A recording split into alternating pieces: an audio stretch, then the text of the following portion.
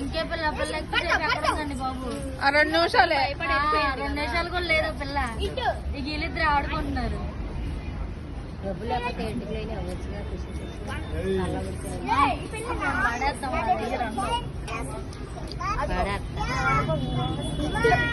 అమ్మా 100 500 ఎందుకు ఆడుకోమ్మా.